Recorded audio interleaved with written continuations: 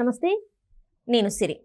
ఇప్పుడు చూసినట్టయితే పోసాని కృష్ణమౌళి గారు అయితే జైలుకి వెళ్ళిన తర్వాత అప్పటి వరకు బాగానే ఉన్నారు, కానీ సడన్గా హార్ట్ అటాక్ అన్నారు. కానీ ఆ హార్ట్ అటాక్కి ముందు ఏం జరిగింది? ఒక ఎమ్మెల్యే వచ్చి కలిసిన తర్వాతనే ఎందుకు పోసాని గారికి హార్ట్ అటాక్ వచ్చింది? సో ఇప్పుడైతే ఇది చర్చనీయాంశమైంది. ఇంతకీ ఆ హార్ట్ అటాక్ రావడానికి గల కారణం గల ఎమ్మెల్యే ఎవరు, ఏంటి, ఏం జరిగింది అనే అంశాన్ని మనకి వివరించడానికి మనతో పాటు ఉన్నారు ప్రముఖ రాజకీయ విశ్లేషకులు అంకమరావు గారు. నమస్కారం సార్. నమస్తే అమ్మా. సార్, ఇప్పుడు చూస్తుంటే పోసాని కృష్ణమౌళి గారు అరెస్ట్ అయ్యారు, జైల్లో ఉన్నారు. అయితే ఒక ఎమ్మెల్యే తనని కలవడానికి వెళ్ళిన తర్వాతనే పోసాని గారికి హార్ట్ అటాక్ వచ్చింది. అంతవరకు బాగానే ఉన్నారు. ఎందుకు ఆ ఎమ్మెల్యే వెళ్ళిన తర్వాతనే హార్ట్ అటాక్ వచ్చింది? ఏం జరిగింది అసలు? ఇంతకు ఆ ఎమ్మెల్యే ఎవరు అంటారు? రాజంపేట ఎమ్మెల్యే అమర్నాథ్ రెడ్డి, ఆకేపాటి అమర్నాథ్ రెడ్డి, ఇప్పుడు ప్రస్తుతం శాసనసభ్యులైన. అంటే అసలు పోసాని కృష్ణమౌళిని ఎందుకు అదుపులో తీసుకున్నారు? అతను గతంలో ఇష్టారీతిగా చంద్రబాబు నాయుడు గారిని, పవన్ కళ్యాణ్ని, లోకేష్ బాబు గారిని, అలాగే పత్రికాధిపతులైనటువంటి రామోజీరావు గారిని కావచ్చు, లేకపోతే రాధాకృష్ణ గారిని కావచ్చు, ప్రసార మాధ్యమాలు TV5కి సంబంధించిన బిఆర్ నాయుడు గారిని కావచ్చు, ఇష్టారీతిగా నోటికి ఎదురిస్తే మాట్లాడాడు అందరిని కూడా. మరి ముఖ్యంగా పవన్ కళ్యాణ్ గారి కుటుంబ సభ్యులను కానీ, పసిపిల్లల గురించి కానీ చాలా అసభ్యకరమైన రీతిలో అతను మాట్లాడటం కూడా జరిగింది. దాని మీద అన్నమయ్య జిల్లాకు సంబంధించిన వ్యక్తి ఫిర్యాదు చేసినందువల్ల మొన్న అదుపులో తీసుకున్నారు.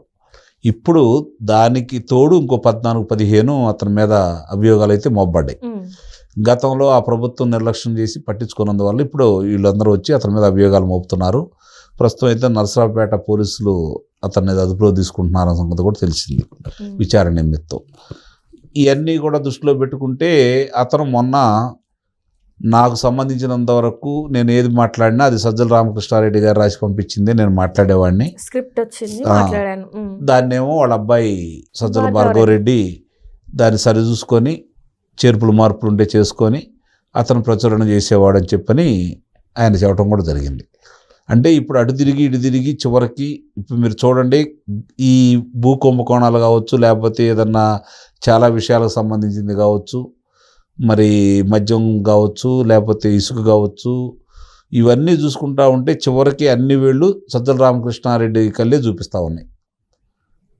అట్లాగే వీటికి సంబంధించినటువంటి ప్రసార మాధ్యమాల్లో కావచ్చు, లేకపోతే సామాజిక మాధ్యమాల్లో కావచ్చు, వాళ్ళు మాట్లాడిన వింత వింత వికృతమైనటువంటి మాటలకు సంబంధించినవి కావచ్చు, లేదంటే ఆ చిత్రీకరించిన విధానంలో కావచ్చు, ప్రచురించిన విధానంలో కావచ్చు, అంతిమంగా ఎవరి పేరు వస్తున్నాయంటే సజ్జల భార్గవరెడ్డి, సజ్జల రామకృష్ణారెడ్డి, వీళ్ళిద్దరి పేర్లే వస్తూ ఉన్నాయి కదా. ఇప్పుడు గనక అతను చెప్పాడు కాబట్టి ఇంతకంటే ముందుకెళ్ళి అతను ఏదన్నా విషయాలు చెబితే మొదటికే మోసం వస్తుంది కాబట్టి అతను ఏదో విధంగా అదుపు చేయాలన్న ఉద్దేశంతో అమర్నాథ్ రెడ్డిని అక్కడ పంపించడం కూడా జరిగింది. అతను వెళ్ళి మాట్లాడిన తర్వాత ఇతను దొంగ నాటకాలు ఆడటం మొదలుపెట్టాడు. నటుడు కదా, సహజంగానే నటించడం బాగా వచ్చు కాబట్టి అక్కడ కూడా నటన మొదలుపెట్టాడు. వైద్యుల దగ్గర తీసుకెళ్లారు, అది కాదని చెప్పని ధృవీకరించారు, వచ్చి మామూలుగానే ఉన్నాడు. ఇక్కడే అసలు విషయం చాలామందికి అనుమానం కూడా ఉంది. అంటే ఇతన్ని ఏమన్నా చేయాలని ప్రయత్నం చేస్తున్నారా పోసాని కృష్ణమౌళిని? అంటే అతను వీళ్ళ చేతుల్లో ఒక గొర్రె కాబోతున్నాడా? అతను అడ్డం పెట్టుకొని మళ్ళీ వీళ్ళు ఏదైనా కొత్త నాటకాన్ని తెరదీశారా? ఇది ఈరోజు చాలామందిలో వస్తున్నటువంటి సందేహం. కొట్టిపారవేయలేం కూడా. గతంలో వాళ్ళకున్న చరిత్రను బట్టి, గతంలో వాళ్ళు చేసిన నిర్వాకాన్ని బట్టి మనం దృష్టిలో పెట్టుకుంటా ఉంటే దీన్ని కూడా మనం కొట్టిపారేయలేం. ఎందుకంటే ఇప్పుడు పోలీసులు అదుపులో ఉన్నాడు, ఆంధ్రప్రదేశ్ పోలీసులు అదుపులో ఉన్నాడు. అతను ఉన్నప్పుడు ఇప్పుడు గుండె నొప్పి అని చెప్పని వైద్యశాలకు వచ్చాడు అనుకోండి, అక్కడే కనుక ఉంటే జరగకూడదు ఏదన్నా జరిగితే వీళ్ళే చేస్తారు కాబట్టి నెపం తెలుగుదేశం ప్రభుత్వం, ఇప్పుడున్న కూటమి ప్రభుత్వం మీద వేయాలని చెప్పని ఆ విధంగా ఏదైనా పథక రచన చేశారనే అనుమానం కూడా ఈరోజు బలంగా ప్రజల్లో ఉన్నమాట కూడా వాస్తవం. అంటే ఆయన అరెస్ట్ అయిన వెంటనే కూడా, అంటే జైలుకి వెళ్ళిన వెంటనే కూడా ఒక వార్త కూడా వచ్చింది, జైల్లో సూసైడ్ చేసుకున్న పోసాని గారు అన్నట్టు కూడా ఒక వార్త వినిపించింది. సరే, ఇక రకరకాలుగా ఊహాగానాలు బయటికి తీసుకొస్తా ఉన్నారు, అతని గురించి ఏదో చెప్తా ఉన్నారు.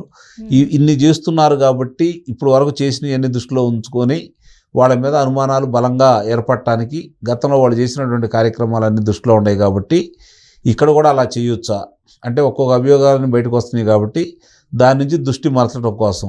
అంటే ఇప్పుడు ఈ హార్ట్ అటాక్ అనేది నిజంగా హార్ట్ అటాక్ కాదంటారు, ఎందుకంటే కాదు కదా, గతంలో చూసుకున్నట్టయితే ఆయనకు హార్ట్ సర్జరీ అయిందని చెప్పేసి మనకు తెలుస్తుంది కదా. నిస్సందేహంగా దాన్ని అడ్డం పెట్టుకొని ఇక్కడ గుండె నొప్పి అని చెప్పని అతను చెప్పటం, వైద్యుల దగ్గరికి వెళ్ళి పరీక్షలు చేయించటం, వాళ్ళు లేదని నిర్ధారణ చేసిన తర్వాతే కదా పోలీసు వారు చెప్పింది ఇతనికి ఇలా కావాలని నాటకాలు ఆడుతున్నాడని చెప్పని. అంటే వీళ్ళు అదే అంతకుముందు మాట్లాడలేదు, అంతకుముందు నాకు బాధ ఉందని చెప్పలేదు, శాసనసభ్యుడు వెళ్ళి మాట్లాడి వచ్చిన తర్వాతే బయటికి రావడం కూడా జరిగింది కదా. నాకు రాజకీయాల సంబంధం లేదు, నేను రాజకీయాలు వదిలేస్తాను అని చెప్పి అతను బయటికి వెళ్ళిన తర్వాత మళ్ళీ అతని కోసం ఎవరు ఎంపర్లాడుతున్నారు, ఎవరు అతను రక్షణగా నిలబడాలనుకుంటున్నారు, ఎవరు ముందుకు వచ్చి చూసుకుంటున్నారు అతన్ని? పనవోలు సుధాకర్ రెడ్డి, అలాగే జగన్మోహన్ రెడ్డి ఆయన సత్యమణితో కూడా మాట్లాడింది, గంటసేపు మాట్లాడాడని చెప్పని కూడా మనకు తెలుస్తూ ఉంది. మరి ఇవన్నీ చూసిన తర్వాత నేను అసలు రాజకీయాలు దూరంగా ఉన్నాను, నన్ను క్షమించండి, పొరపాట్లు మాట్లాడని చెప్పనే వ్యక్తి ఈరోజు అతని కోసం వీళ్ళందరూ వచ్చి చూస్తున్నారు అంటే ఆ పార్టీతోటే ఇంకా అతను అంటగాగుతున్నాడని అర్థమైపోయింది కదా. కాబట్టి ఇప్పుడు ఏదన్నా జరగకూడదు జరిగితే దాన్ని ఇప్పుడున్నటువంటి ప్రభుత్వం మీద, ఈ కూటమి ప్రభుత్వం మీద వేసి లబ్ధి పొందాలని చెప్పని ప్రయత్నం చేస్తున్నారనేది మాత్రం స్పష్టంగా అర్థమైపోతా ఉంది. సో మొత్తానికైతే పోసాని కృష్ణమౌళి గారికి ఏదో ఒక గండం ఉందని చెప్పి మనం అనుకోవచ్చు, ఎందుకంటే గతంలోనే అతను సంబంధించినంత వరకు అతను మాట్లాడి చాలా జగుస్పాకరంగాను చాలా ఇబ్బందికరంగాను కూడా ఉన్నాయి. చాలా అంటే వాడకూడని భాష వాడాడు అతను. సహజంగానే అతనికి ఎండిసి చైర్మన్గా కూడా ఇవ్వడం కూడా జరిగింది.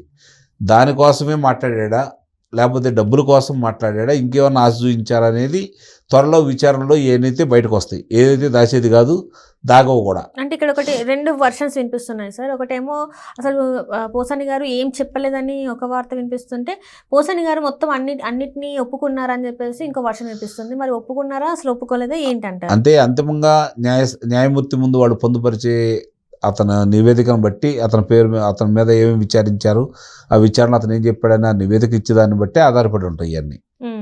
ఇప్పటికైతే వాళ్ళు చెప్పి బయటకు వచ్చిన దాంట్లో మనకు చెబుతుంది ఏంటంటే సజ్జల రామకృష్ణారెడ్డి పేరు, సజ్జల భార్గవరెడ్డి పేరు చెప్పారని చెప్పి అయితే మనకు బయటకు వచ్చినాయి. అంతిమంగా న్యాయమూర్తి ముందు వీళ్ళు ఏ విధంగా అయితే పొందుపరుస్తారు ఈ పత్రాలకు సంబంధించి, ధృవీకరణ పత్రాల్లో అతని వాంగ్మూలానికి సంబంధించి, దాన్ని మాత్రమే మనం ఆధారం చేసుకుని మాట్లాడాలి. అవన్నీ ఇంకా మనకు బయటికి రాలేదు కాబట్టి న్యాయమూర్తి ముందు వీళ్ళు పెట్టేంత వరకు కూడా మనకు ఊహాగానాలే ఉంటాయి.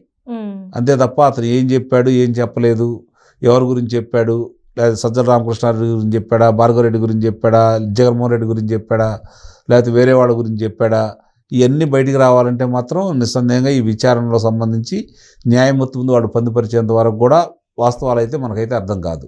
ఎందుకంటే మనం చూసాం కదా, ముందుకు కొంతమంది చెప్పారని, తర్వాత బయటకు వచ్చిన తర్వాత మమ్మల్ని పోలీసులు బెదిరించారని ఈ విధంగా చెప్తూ ఉంటారు. కాబట్టి అవన్నీ కూడా కాకపోతే వీళ్ళకి అర్థం కాదు ఏంటంటే, ఒకసారి వాంగ్మూలం ఇచ్చిన తర్వాత అంత తేలిగ్గా మమ్మల్ని బెదిరించారని అట్లంటే అంటేనే అవన్నీ కొట్టిపారేరు. దానికి బలంగా సాక్ష్యాధారాలు కావాలి, వాళ్ళ మీద గాయాలు కనపడాలా, వాళ్ళు ఏం మాట్లాడారు ఏంటనేది. వీళ్ళు కొట్టారు అంటే వాళ్ళు మాట్లాడిన దాన్ని పరిగణలో తీసుకుంటారని అయితే భావించాం. గాయాలు కనపడాలి, ఆ తర్వాత అతను ఎందుకు చెప్పాడనేది వివరణ కూడా న్యాయబద్ధంగా ఇవ్వాలి. అప్పుడు మాత్రమే వాటిని పరిగణలో తీసుకుంటారు. కాబట్టి కొన్ని రోజులు మనం కూడా కాబట్టి ఇక్కడ జరుగుతున్న విషయాల్లో ఒక్కొక్కడు బయటకు వస్తుంది కాబట్టి వాళ్ళకు ఒక రకమైనటువంటి భయం అనేది వచ్చిందనేది చాలా స్పష్టంగా అర్థమైపోయింది. కాబట్టి ఆ భయం కొద్దీ అతని దగ్గరకు రాయబారం పంపారని చెప్పైతే మనకు స్పష్టంగా అర్థమైపోతాం. Thank you so much. Thank you.